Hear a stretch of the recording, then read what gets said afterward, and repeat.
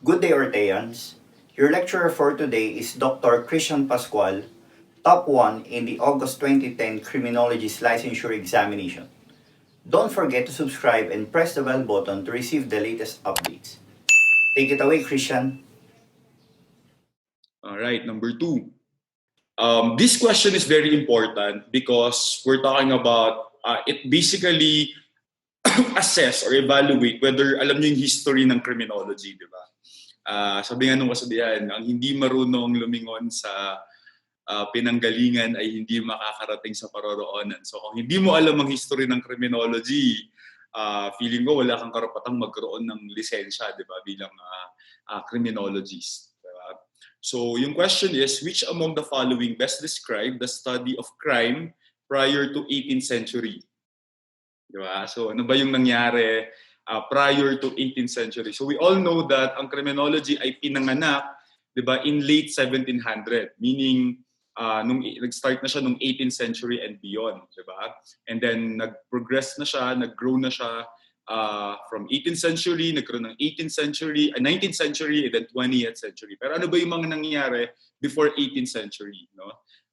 Actually, yung mga choices na to, yun na yung mga important events during the before 18th century, during the 18th century, 19th century, tsaka 20th century. So let's look at them, no? Yung A, explanation that equated crime with sin or the violation of sacred obligation. B, scholars distinguished crime from sin and made possible explanation of criminal behavior that were not theological. C, criminologists conducted empirical tests. And then letter D, criminological theories have become more multidisciplinary. So you all know that noong 1601 until 1700, wala pa talagang criminology, diba? Hindi pa scientific yung approach natin in the study of criminology. So most in a way na bakit may krimen, 'di ba? Yung question na bakit ba may krimen, bakit may mga kriminal, mostly mga religious explanations. So hindi pa ganun ka-enlighten ang mundo during that time. So yun yung mga demonological theory na nag-commit siya ng crime kasi sinaniban siya ng evil spirit, parang gano'n, di ba? So yun yung best describes the study of crime before 18th century. Actually, you cannot say it's a study kasi hindi naman siya science, no? So the best answer for this question is letter A. Yan. So yung mga yung mga nakasagot ng letter A, tama kayo na before 18th century, that is 1601 to 1700, diba? Dapat alam nyo kung paano magbilang ng century, tago 100 yan, diba? Starting from yung first century, 0 to 100, diba? Tapos 101 to 200, diba? So, ganun magbilang ng century. And then of course, 17th century, and then 1701 to 1800, that is 18th century. So yun, letter A is the correct answer for this one. And then nagkaroon na ng 18th century, so that's late 1700s, di ba? From just crime and sin, yung mga tao, sabi nila, hindi, baka meron ng maliban sa mga religious explanation, baka meron namang mga other possible explanation. Maybe kasi dahil sa kahirapan, di ba? Maybe dahil people probably have mental problems. Maybe because, these are influenced by the people around them, di ba? Meron silang mga role model ng mga kriminal, di ba? Kaya na-adapt nila yung behavior ng mga yon. So, doon na nag-start na from just merely, religious explanation, nagkaroon na ng more, kumbaga, non-religious or non-theological explanation, a more rational explanation on why people commit crime. So, nag-start na yon nung 18th century. Kaya nga nagkaroon ng tinatawag na, that's the time na nagkaroon na ng classical criminology. Diba? So nung 18th century, that's the time when nagkaroon tayo ng classical criminology. And then eventually, at the next century, criminologists conducted empirical tests. So nag-conduct na sila ng mga scientific studies. So they start empirical, meaning they start to immerse themselves sa society. So they try to observe people. They went to prison and observed criminals. They conducted several experiments, diba?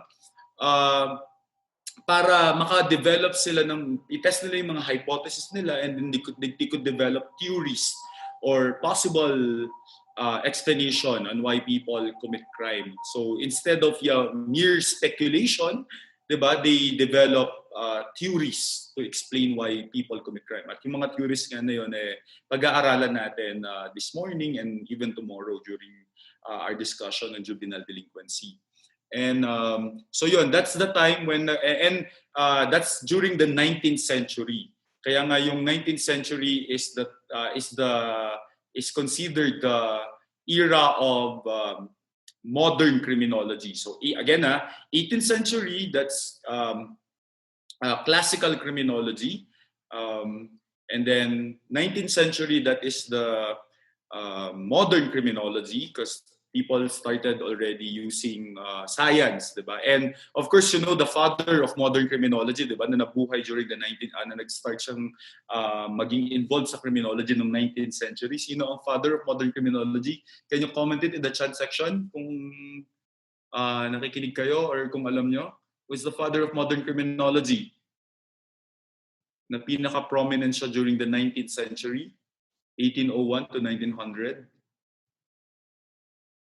Anyone? Chat section, please. Okay lang kahit wrong spelling.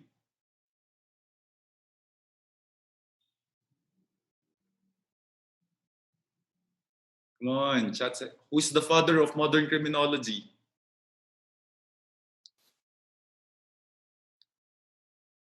Wala pa?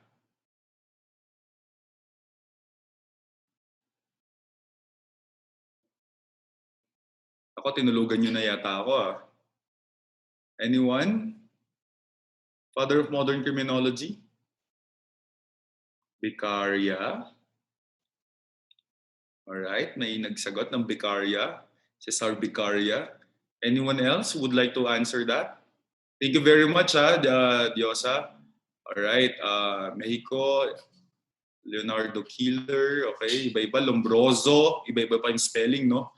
Lombroso, letter S, no? Yung Sonia, hindi Zo.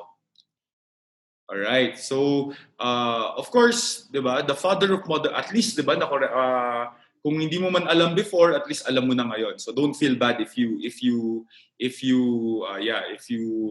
wrong.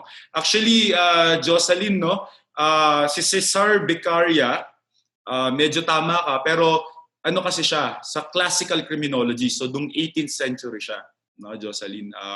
Pero si Cesar Lombroso, yung father of modern criminology, so siya yung nag-start talaga, yung pakulo niya, siya talaga yung nag-start ng scientific approach or yung observation or empirical test, conducting observation, experiment, in developing theories on why people commit crime. So yun. So, pero yung nag-start na nung classical criminology nung 18th century na sinabi niya, maybe aside from religious explanation, meron pang other mga non-theological or non-religious explanation why people commit crime. Of course, you know, si Cesar Beccaria. Kaya nga, si Cesar Beccaria can be considered as father din, pero father of classical criminology, not modern criminology. No? And by the way, yung letter C, nung 19th century, hindi pa tayo independent as a discipline. So wala pa talagang sarili, hindi pa talaga, you cannot say that criminology is an independent discipline in a sense that it's just a subspecialty of economics, of sociology, of psychology. So if you want to study criminology, mag-psychology ka, tapos parang kumbaga subspecialty mo will be criminology or economics, and then subspecialty mo is criminology. Pero wala pa yung talagang independent study na, let's say, Bachelor of Science in Criminology. So yung letter D naman, let's proceed. Thank you sa mga sumagot, Zina, Irene, and Jocelyn, and the rest, no? And letter D, wait lang, nag-jump na. Letter D is classical criminology theories have become more multidisciplinary. So sabihin, we don't just use sociology in studying why people commit crime. We just don't study economics. Diba? What we did is we applied all of this discipline in explaining why people commit crime, because there are so many reasons why people commit crime, diba? So applying different, a lot of theories in explaining why people commit crime is a good approach in studying criminals and why they commit crime. So ito nangyari to nung 20th century. Kaya nga 20th century, if you will name it, it is considered as the independent criminology. It's the so again 18th century classical, 19th it's considered as the independent criminology, and then modern criminology, and the 20th will be independent, because criminology now began to develop talaga and it became an independent field. In fact, nagkaroon na ng this is the time when nagkaroon na rin ng mga graduate programs in criminology, 'di ba?